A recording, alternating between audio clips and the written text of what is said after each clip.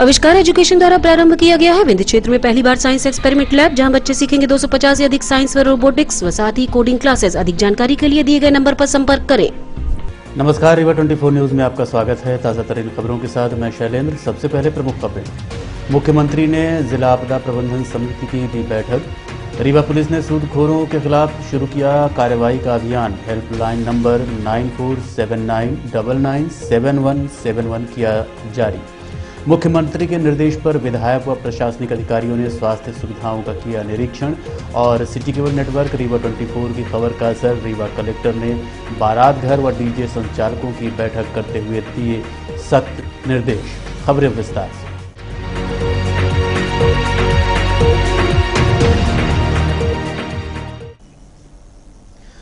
मुख्यमंत्री ने crisis management की बैठक की है, जिसमें आवश्यक दिशा निर्देश दिए गए हैं।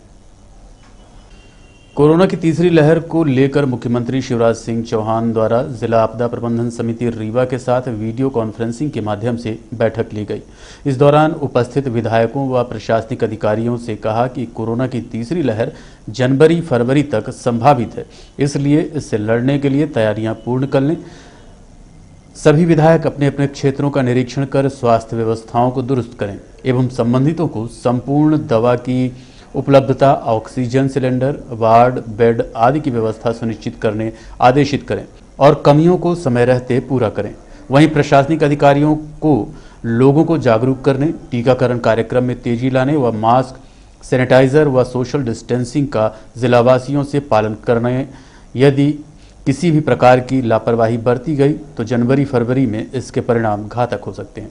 इस संबंध में पूर्व मंत्री व वर्तमान विधायक राजेंद्र शुक्ल से बात की। तो मुख्यमंत्री जी ने क्राइसिस मैनेजमेंट की बैठक ली है और ओमिक्रॉन जो वेरिएंट है उसके संभावित खतरों को लेकर सभी को अलर्ट किया गया है। प्रशासन, जनप्रतिनिधि सभी लोग सतर्क रहें, मास्क पहनने के लिए एक बार फिर से लोगों को जागरूक करें, सैनिटाइज़र का उपयोग करें, सोशल डिस्टेंसिंग का पालन करें, जिससे कि जनवरी में जो संभावित खतरा है उससे लोगों को बचाया जा सके। दिसंबर के महीने तक दूसरा डोज वैक्सीनेशन का सभी को लग जाए, इसके लिए बहुत ही स्पष्ट निर्देश दिए गए हैं। और अब सारे लोग अलर्ट मोड में आ चुके हैं। हम सबको जनता के बीच में जाके ये मैसेज देना है कि कोरोना का खतरा टला नहीं है। यदि हमने लापरवाही की तो जनवरी में फिर से गंभीर संकट पैदा हो सकता है, इसलिए लापरवाही बिल्कुल भी ना करें। वैक्सीनेशन लगाएं, मास्क पहने, सोशल डिस्टेंसिंग का पालन। जा रहे हैं जो ऑक्सीजन प्लांट लगाया था उसको चेक करेंगे कि पूरी तरह से वो काम कर रहा है कि नहीं कर रहा है। और जितने भी ऑक्सीजन प्लांट लगाए गए हैं वहाँ पर क्राइसिस मैनेजमेंट के लोगों को जाने के लिए भी मुख्यमंत्री जी ने कहा है कि जाके सब एक बार चेक कर लें। यदि जनवरी में किसी प्रकार से इंश्योर न करें, इस प्रकार की परिस्थिति आए, कोई लापरवाही यदि हम लोग नहीं करेंगे तो नहीं आएगी, लेकिन यदि आती है तो ऑक्सीजन की कमी सामने। रीवा पुलिस द्वारा सूदखोरों के खिलाफ अभियान चलाकर कार्रवाई की जाएगी। हेल्पलाइन नंबर भी जारी किया गया है। रीवा पुलिस द्वारा सूदखोरों के खिलाफ 1 माह का विशेष अभियान चलाकर कार्रवाई करने का निर्णय लिया गया है।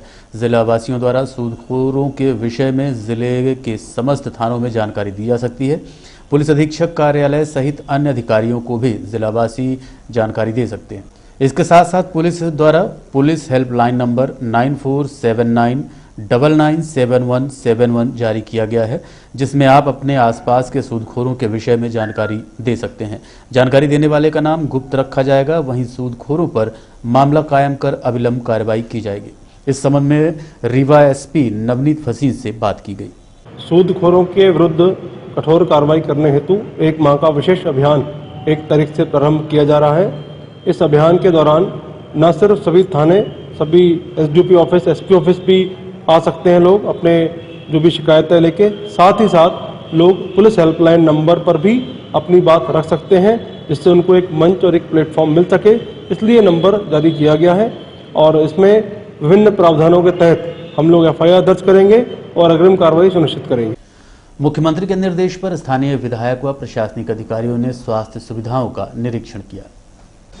विश्व के 12 देशों में मिले ओमिक्रॉन वेरिएंट के कोरोना मरीजों को मद्देनजर रखते हुए प्रदेश के मुखिया शिवराज सिंह चौहान ने गंभीरता ली है। और साथ ही शासन प्रशासन को सख्ती बरतने लगातार निर्देश दे रहे हैं। इसी कड़ी में प्रदेश के जिलों में बनाई गई क्राइसिस मैनेजमेंट कमेटी के साथ वीडियो कॉन्फ्रेंसिंग कर कोरोना की संभावित तीसरी लहर से लड़ने की तैयारी हेतु स्वास्थ्य सुविधाओं को पुख्ता रखने के निर्देश भी दिए हैं, जिसका पालन करते हुए स्थानीय विधायक राजेंद्र शुक्ल, रीवा कलेक्टर इलैया राजा टी सहित संबंधित अन्य अधिकारी जिला चिकित्सालय का निरीक्षण करने पहुंचे, जहां देखा गया कि 20 बेड का आईसीयू वार्ड और पर्याप्त मात्रा में नॉर्मल बेड का पुख्ता इंतजाम है। वहीं 200 एलपीएम का ऑक्सीजन प्लांट वर्किंग अवस्था में है। इस संबंध में स्थानीय विधायक राजेंद्र शुक्ल से बात की गई तो उन्होंने कहा कि जिला चिकित्सालय की व्यवस्थाएं पुख्ता हैं। इसके साथ साथ उन्होंने ये भी कहा कि हमने पिछले साल की तरह ऑक्सीजन के लिए भटकना नहीं पड़ेगा। 200 एलएमपी का ऑक्सीजन प्लांट जिला चिकित्सालय में है। 500 एलएमपीएम का उद्योग बिहार में लगाया गया है। Super speciality Sanjay Gandhi, JP सहित अन्य प्राइवेट अस्पताल में भी तीसरी लहर से निपटने के लिए पर्याप्त व्यवस्था है। साथ ही जिलावासियों से अपील भी की है कि मास्क, सैनिटाइजर का उपयोग करें और सोशल डिस्टेंसिंग का पालन करें। आज मुख्यमंत्री जी ने क्राइसिस मैनेजमेंट की बैठक ली है वीसी के माध्यम से। उन्होंने कहा है कि जो ओमिक्रॉन वेरिएंट है वो बहुत खतरनाक होगा यदि लापरवाही होगी। इसके लिए मास्क पहनने के लिए लोगों को जागरूक किया जाए, सैनिटाइज़र के लिए फिर से लोगों को जागरूक किया जाए, सोशल डिस्टेंसिंग, और उसके साथ ही हमने जो अरेंजमेंट किए हैं, ऑक्सीजन प्लांट लगाए हैं, बहुत सी व्यवस्थाएं की हैं, मेडिकल फैसिलिटीज़ को इम्प्रूव किया है। जैसे जिला अस्पताल में आप देखिए 18 बेड का आईसीयू उस दौरान तैयार किया गया और 20 बेड का और भी तैयार हो गया है। तो इस सब का जाके और फिजिकल वेरिफिकेशन करना है कि सारी चीज़ें प्रॉपर हैं कि नहीं हैं। जनवरी में यदि खतरा बढ़ता है तो हमारे पास व्यवस्थाएं रहें जिससे कि लोगों को परेशान ना होना पड़े।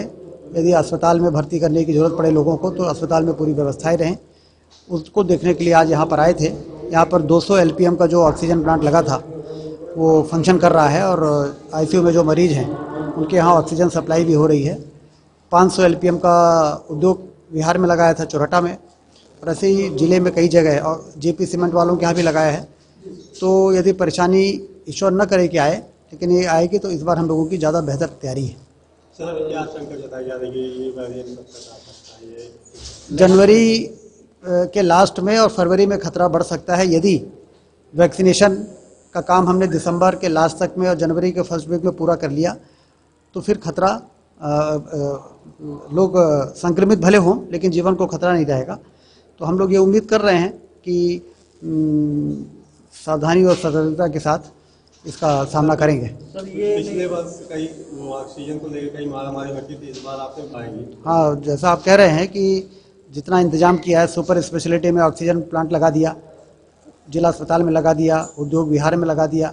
जो मैहर और सिंगरौली से हमको ऑक्सीजन के सिलेंडर लाने पड़ते थे अब नहीं लाने पड़ेंगे। प्राइवेट सेक्टर के जो अस्पताल हैं उन्होंने भी ऑक्सीजन प्लांट लगा लिए हैं। तो ऑक्सीजन की मारामारी नहीं होगी और यदि हम सावधानी बरतेंगे और वैक्सीनेशन का काम पूरा कर लेंगे तो संक्रमण भी नहीं होगा, ऐसा सारे विशेषज्ञ कह रहे हैं। सर, वैक्सीनेशन को लेकर कुछ रिस्ट्रिक्शंस की जरूरत है, जैसे कि अगर कोई दुकान। सिटी केबल नेटवर्क रीवा 24 की खबर का असर हुआ है। रीवा कलेक्टर ने बारात घर संचालक व डीजे संचालकों की बैठक ली। 10 बजे के बाद से डीजे बजाने व सड़क में कचरा न फैलाने की बात सख्त लहजे में कही गई है।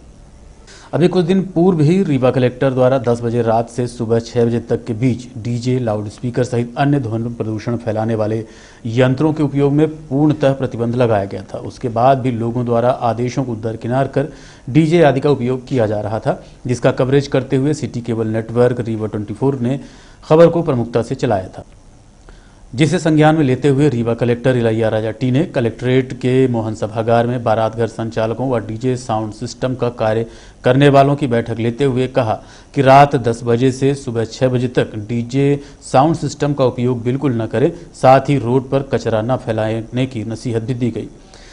सख्त लहजे में रीवा कलेक्टर ने कहा कि आदेश का अनिवार्य रूप से पालन करें, अन्यथा कड़ी कार्रवाई की जाएगी। बैठक में रीवा कलेक्टर, एसपी, नगर निगम आयुक्त, एसडीएम, एडिशनल एसपी, यातायात डीएसपी सहित अन्य संबंधितों की उपस्थिति देखी गई। रीवा कलेक्टर इलैया राजा टी ने इस संबंध में बात की। अभी लगातार है ना शादियाँ हो रही है, शादी का सीज़न है हमारे ना पूरी शहर में। मतलब डेफिनेटली है ना शादी के लेकर या उनकी मैरिज हॉल या डीजे का बिजनेस के लेकर हमें कोई इश्यू नहीं है। बट है ना कोई भी चीज़ है ना मतलब दूसरे का है ना असुविधा ना हो उसको लेकर है ना ध्यान रख के करना है। इसके लेकर आज है ना मीटिंग लिए हैं।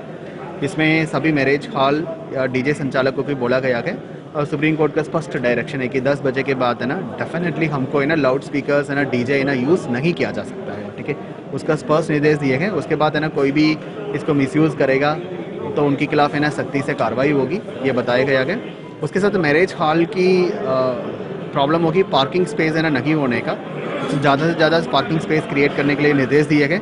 उसके साथ साथ है ना उनकी कचरा भी है ना रोड पे ना आए, नगर निगम की आउट से है ना मतलब उसमें सर्विस भी अवेलेबल है तो उसको है ना सही तरीके से निपटारा करें, उसके लेके भी है ना बात हुई है।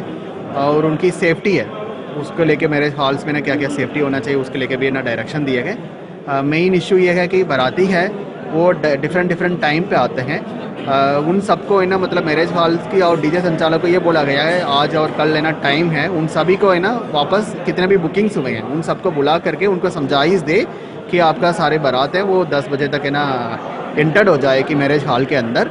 और मैरिज हॉल के अंदर है ना मतलब आपका लाइट म्यूजिक के माध्यम से आप कर रहे हैं उसमें कोई इश्यू नहीं है, तो मतलब परिवार अपना है ना मैरिज का खुशी मना सकता है।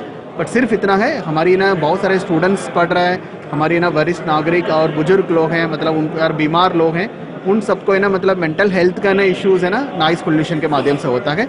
इसलिए मतलब है ना प्रशासन ने ये निर्णय लिया है। मेरे हिसाब से मतलब है ना सभी लोगों ने सहमति भी व्यक्त की है, वो लोग ने उन लोगों को भी ना ये सुविधा ही लगा है। घूसखोर पटवारी को अपर जिला एवं सत्र न्यायाधीश ने 4000 रुपए के अर्थदंड से दंडित करते हुए 4 वर्ष सश्रम कारावास की सजा सुनाई है। शिकायतकर्ता शिवदयाल कोल से पटवारी हल्का रघुराजगढ़ तहसील मनगवा जय सिंह द्वारा खसरे में सुधार हेतु रिश्वत मांगी गई थी, जिसे रिश्वत लेते हुए लोकायुक्त पुलिस ने ट्रैप किया था, जिसका मामला न्यायालय में विचाराधीन था, जिसमें प्रस्तुत किए गए साक्ष्य एवं प्रभावी तर्कों से सहमत होते हुए अपर जिला एवं सत्र न्यायाधीश दीक्षित ने आरोपी जय सिंह पटवारी को भ्रष्टाचार का दोषी करार देते हुए भ्रष्टाचार निवारण अधिनियम की धाराओं के तहत 4 वर्ष के सश्रम कारावास की सजा सुनाते हुए 4000 के अर्थदंड से दंडित किया है। मामला ये था कि शिवदयाल कोल शिकायत की थी इन्होंने कि इनके बाबा मुंडे कोल थे। मुंडे कोल के अपने बाकी परिजनों के साथ एक ज़मीन थी, ये ज़मीन थी आपकी पटवारी हल्का रघुराजगढ़ में। तो उस कुछ खसरों पर बृषभध्वज सिंह और उनके रिश्तेदारों का नाम चढ़ गया था। जमीन थी मुंडे कोल, उनके परिजनों की नाम चढ़ गया था इनका। खसरा सुधार के लिए कार्रवाई चल रही थी। 14/9/2017 को तहसीलदार मनगवा ने एक आदेश कर दिया और पाया कि मुंडे कोल और उनके बाकी भाइयों का खसरा में नाम सुधार किया जाए। तहसीलदार के आदेश के बाद उसकी इत्तलावी होनी थी, खसरे पर इंद्राज होना था। तो ये पटवारी हल्का जय सिंह पटवारी हल्का थे, रघुराजगढ़ में प्रभारी थे। इनसे जब शिकायतकर्ता शिवदयाल मिलता है तो इन्होंने कहा कि खसरे में सुधार के लिए 5000 रुपये आपको देने पड़ेंगे। कई बार इनसे मिला तो काम इन्होंने नहीं किया। फिर ये जाके शिकायतकर्ता पुलिस अधीक्षक के पास जाता और शिकायत करता है कि मुझसे रिश्वत की मांग की जा रही है। पुलिस अधीक्षक ने घटना का सत्यापन कराया और 16/11/2017 को पटवारी को रिश्वत लेते हुए रंगे हाथ पकड़ा गया। उसके बाद माननीय न्यायालय के सामने ट्रायल चला और आरोपी को पाया गया किसने रिश्वत मांगी थी और रिश्वत प्राप्त की है। तो धारा 13 पीसी एक्ट के तहत 4 साल का कारावास और धारा 7 पीसी एक्ट के तहत 7 वर्ष के कारावास से दंडित किया गया। इसमें महत्वपूर्ण बात यह है कि जो शिकायतकर्ता शिवदयाल कोल था, इसका जब मुख्य परीक्षण हुआ था, प्रोसिक्यूशन ने मुख्य परीक्षण कराया था, तो इसने चीज़ें बताई थी कि मुझसे रिश्वत की मांग की गई। लेकिन जब 40 दिन बाद इसका प्रति परीक्षण होता है, बचाव पक्ष की ओर से किया जाता है, तो ये चीज़ें नहीं बताता। ये कहता है कि मुझसे कोई रिश्वत की मांग नहीं की गई थी। पर माननीय न्यायालय ने जो अभियोजन द्वारा न्याय दृष्टांत प्रस्तुत किए गए थे उन पर विश्वास मानकर और आरोपी को दोषी सिद्ध किया और जेल भेज दिया। देखते रहिए रीवा 24 न्यूज। मिलते हैं छोटे से ब्रेक के बाद। हड्डी जोड़ एवं रीढ़ रोग तथा स्त्री रोग एवं प्रसूति रोग का इलाज एक ही छत के नीचे। विघ्नहर्ता hospital and trauma centre, hotel landmark के पास, रतहरा, रीवा। डॉक्टर संतोष सोनी, पूर्व चिकित्सक, बॉम्बे हॉस्पिटल, मुंबई। हड्डी जोड़ एवं रीढ़ रोग विशेषज्ञ, छोटे चीरे एवं दूरबीन विधि द्वारा हाथ तथा पैर की हड्डियों का ऑपरेशन। गठियाबात, जटिल एवं बिगड़े हुए फ्रैक्चर का बेहतर इलाज करते हैं डॉक्टर संतोष सोनी। विघ्नहर्ता हॉस्पिटल ट्रॉमा सेंटर में ही स्त्री एवं प्रसूत रोग विशेषज्ञ डॉक्टर शैलजा सोनी भी उपलब्ध हैं, जिनकी देखरेख में नॉर्मल डिलीवरी, सिजेरियन ऑपरेशन एवं बच्चेदानी से संबंधित ऑपरेशन की बेहतर सुविधा। संतानहीन दंपत्ति तत्काल संपर्क करें। विघ्नहर्ता hospital and trauma centre, hotel landmark के पास, रतहरा, रीवा। सुविधाजनक एवं सफल इलाज हेतु आज ही संपर्क करें। विघ्नहर्ता hospital and trauma centre, hotel landmark के पास, रतहरा, रीवा। मोबाइल नंबर 7828781983 अथवा 8462956774 पर। अपनी जमीन को बचाने 30 वर्ष पूर्व कागज में मृत 3 भाइयों को न्यायालय में देना पड़ा जीवित होने का प्रमाण। जी हां, ये मामला रीवा जिले के सिटी कोतवाली थाना क्षेत्र अंतर्गत ग्राम जोरी का है, जहां रहने वाला रामगोपाल शुक्ला ने 4 पुत्र कृष्णकांत, शशिकांत, रमाकांत व श्याम सुंदर शुक्ला हैं।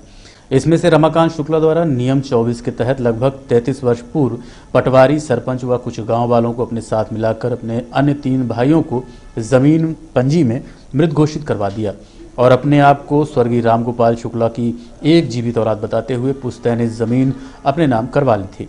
लगभग 33 वर्ष बाद जब भाइयों ने कागजों की खोजबीन की तब ये मामला उजागर हुआ और तीनों भाई अपनी जमीन में अपना हिस्सा मांगने न्यायालय पहुंचे, जहां न्यायालय द्वारा दस्तावेजों का अध्ययन कर संबंधितों से उनके जीवित होने का व रामगोपाल शुक्ला की औलाद होने का प्रमाण पत्र मांगा गया, जिसके बाद 33 साल कागज में मृत तीनों भाइयों द्वारा न्यायालय में प्रमाण पत्र प्रस्तुत किए गए और न्यायालय से उक्त जमीन पर स्थगन आदेश जारी किया गया है।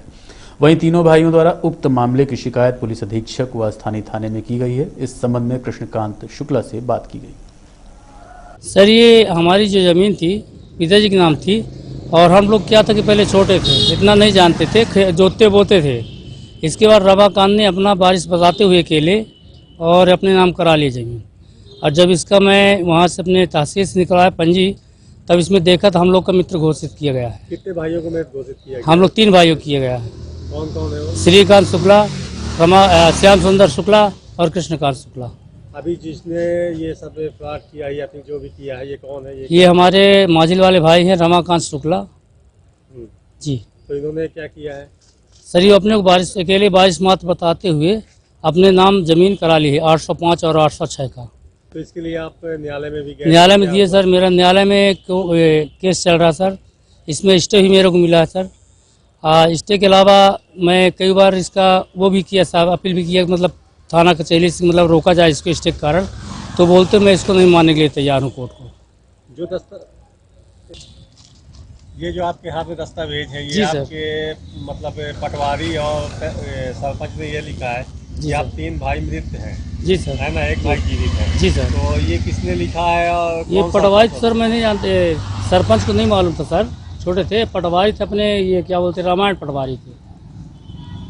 इन्होंने बोला कि जी सर, मतलब वही ने पंजी बनाया सर। उन्होंने पंजी बनाया। जी सर। तो उसके बाद आपने अभी सरपंच से फिर एक सजा बनवाया जिसमें आप लोगों को फिर जीवित घोषित हाँ कर सर, दिया गया। हमारा जी सर। तो अब न्यायालय में क्या मतलब न्यायालय आधार में कार्ड क्या लगाए है? सर उसमें, हाँ, और आधार कार्ड सबको लगाया चारों भाई अपने का। आपको जीवित बताने के लिए आप लोगों को प्रमाण आधार देना कार्ड पड़ा। जी सर, आधार कार्ड में लगाया सर, आधार कार्ड लगाया उसमें, सब तीनों भाई का आधार कार्ड लगा हुआ है। अब न्यायालय के सामने पेश हुए थे। जी सर। मामला कहाँ का है? ये अपने सिविल का है। हाँ, ग्राम जोरी का है सर, ये जोरी का है। तो इस संबंध में आप अधिकारियों से मिले क्या? कलेक्टर से मिले हैं या फिर तहसीलदार से किसी से के यहाँ? सर मैं कलेक्टर से मिला तो कलेक्टर साहब बोले ये कोर्ट का मामला है, ये पटवारी आरआई कर सकते हैं। थाना में मैंने रिपोर्ट किया सर, और अपने एसपी साहब को भी रिपोर्ट किया हूँ हैं। तो ये जमीन में स्थगन आदेश के बाद भी वहाँ जुताई बुवाई चल रही है? बुवाई भी हो गई सर, और 100 नंबर में फ़ोन भी लगाया सर, उस दिन मेरी बुवाई भी हो रही थी। क्या थाने में भी आप गए थे? जी सर, मैं गए सर। क्या बोला गया? थाने बोला सर, उसको बुलवाया गया, वो लोग थाने गए नहीं लगता है। 18 एवं 19 दिसंबर 2021 को कृष्णा राज कपूर ऑडिटोरियम में बृहद टैक्स कॉन्फ्रेंस कार्यक्रम का आयोजन किया जाएगा। उक्त टैक्स कॉन्फ्रेंस कार्यक्रम में 18 व 19 दिसंबर को हिंदुस्तान के कोने कोने से tax advocate, chartered accountant, tax consultant सहित अन्य संबंधित लोग उपस्थित रहेंगे। इस दौरान टैक्स संबंधित प्रश्नोत्तरी कार्यक्रम का आयोजन किया जाएगा। टैक्स समस्या समाधान एवं करों के प्रति सरलता से जानकारी दी जाएगी। इस संबंध में संबंधित ने पत्रकार वार्ता के माध्यम से जानकारी दी। दिसंबर को हम लोग अपने यहाँ Vindhya tax seminar, Vindhya tax conference, जो कि एक नेशनल टैक्स कॉन्फ्रेंस होगी, उसका आयोजन कर रहे हैं कृष्णा राज कपूर ऑडिटोरियम में। इस कॉन्फ्रेंस में हमारे पूरे देश से जो टैक्स के सेक्टर के, टैक्स के क्षेत्र के वरिष्ठतम अधिवक्ता, वरिष्ठतम चार्टर्ड अकाउंटेंट और देश के जाने माने कर सलाहकार हैं, वो सब हमारे इस कार्यक्रम में भाग लेंगे और पूरे देश से हमारे यहाँ डेलीगेट्स आएंगे। हम लोगों ने इसके पहले 2 साल पहले एक कॉन्फ्रेंस की थी, जो कॉन्फ्रेंस जैसा कि दादा ने बताया कि वो केवल प्रदेश स्तरीय थी। इस बार की कॉन्फ्रेंस हमारी राष्ट्रीय स्तर की कॉन्फ्रेंस है, जिसमें हमारे मुख्य अतिथि माननीय विधानसभा अध्यक्ष जी रहेंगे और हमारी AIFTP जो नेशनल संस्था है, जिसमें पूरे देश के एडवोकेट, CA और टैक्स कंसल्टेंट्स हैं, उसके प्रेसिडेंट और उसके 4 प्रेसिडेंट जो प्रेजेंट प्रेसिडेंट हैं और उसके 3 के पूर्व जो राष्ट्रीय अध्यक्ष हैं वो सब रहेंगे। MPTLBA जो हमारी प्रदेश संस्था है टैक्स कंसल्टेंट्स की, उसके अध्यक्ष और उसके सभी सदस्य रहेंगे और हमारी संस्था tax advocate and consultant association, जिसमें हमारे यहाँ के पूरे रीवा के टैक्स एडवोकेट, CA और कर सलाहकार हैं, वो सभी इसमें रहेंगे। इसमें हम लोगों ने 2 दिन का कार्यक्रम किया है। पहले दिन में हमारे 3 टेक्निकल सेशन होंगे, जिस टेक्निकल सेशन में पहला सेशन होगा हमारा GST का। GST में हमारे देश के GST के लगभग सबसे अच्छे वक्ता देश के माने जाते हैं पंकज घिया जी, जिनकी बहुत बड़ी बड़ी किताबें चलती हैं और वो तमाम किताबें लिखते भी हैं GST में। वो हमारे मुख्य वक्ता रहेंगे। उसके GST के जो मुख्य सेशन है उसका चेयरमैन, उस सेशन के चेयरमैन रहेंगे हमारे GST इंसाइक्लोपीडिया, हम लोग अपने सेक्टर में उनको कहते हैं, टैक्सेशन सेक्टर में कहा जाता है, मिस्टर DK गांधी, वो रहेंगे। इसके अलावा इनकम टैक्स के 2 सेशन होंगे। इस समय सबसे बड़ा एक सेक्शन 148 है, जिसमें सरकार बहुत सारे रीअसेसमेंट और बहुत पुराने केसों को खोल रही है। उस पर जो सबकी समस्याएं हैं उसके लिए, उस पर प्रकाश डालने के लिए और उसकी जटिलताओं को बताने के लिए इंदौर से CA राजेश मेहता, जयपुर से CA हिमांशु गोयल, दिल्ली से श्रीमती लता बंसल जी AIFTP की पास प्रेसिडेंट हैं और गणेश पुरोहित जी हैं तो जबलपुर के, लेकिन वो देश के इनकम टैक्स के सबसे शीर्षस्थ अधिवक्ताओं में से हैं, वो रहेंगे। ये हो गया हमारा पहले दिन का टेक्निकल सेशन। इसके अलावा हम लोगों ने, चूँकि पूरे देश से हमारे यहाँ कर सलाहकार और अधिवक्ता लोग आ रहे हैं, उनके सम्मान में हम लोगों ने एक दिन का एक ऐसा कार्यक्रम किया है कि वो हमारे विंध्य को, हमारे रीवा को भी जाने। तो हम लोगों ने उनको दूसरे दिन टाइगर सफारी घुमाने का, टाइगर सफारी के अलावा और माई मैहर शारदा माई के दर्शन करवाने की व्यवस्था की है। और 2 दिन के इस कार्यक्रम में टैक्स के सेक्टर की बहुत सारी समस्याओं को सुलझाया जाएगा। बहुत सारी समस्याओं को, जो कि समस्याएं हम लोग अपने छोटे स्तर में रहते हुए नहीं जान पाते हैं, केवल किताबों से जानते हैं, उसमें इस सेक्टर के विद्वान लोग आके हमारी समस्याओं का। देखते रहिए रीवा 24 न्यूज। मिलते हैं छोटे से ब्रेक के बाद। अरे सुनते हैं जी, हमारे पिंकी का मेडिकल कॉलेज रीवा के लिए सिलेक्शन हुआ है। बहुत खुशी है, कितने लाड प्यार से पाला हमने बिटिया को। पर वो रहेगी कहाँ रीवा में? कोई सर्व सुविधा युक्त हॉस्टल है क्या? आपको तो जैसे कोई चिंता ही नहीं। मुझे चिंता भी है और मैंने ढूंढ भी लिया है। रीवा में चंद्रकला AC गर्ल्स हॉस्टल खुल चुका है, जो कि पूरी तरह से वातानुकूलित है और घर के बाहर भी घर जैसा माहौल है और बहुत ही अच्छी जगह है, जहां हम अपनी बिटिया को दाखिला दिलवा देंगे। वो हॉस्टल का रूम बहुत ही सुविधाजनक है। जी हाँ, Chandrakala AC girls hostel, separate room with attached washroom, lunch dinner with 2 time snacks, fully furnished AC room with furniture, spacious terrace, parking, security, dining hall, TV hall, study hall. Chandrakala AC Girls Hostel, centrally located heart of the city at Dwarika Nagar in front of Ashirwad Marriage Garden, Rewa. Our mobile numbers are 9937425500 and 9893249090. Our landline number is 07662251496. Chandrakala AC Girls Hostel.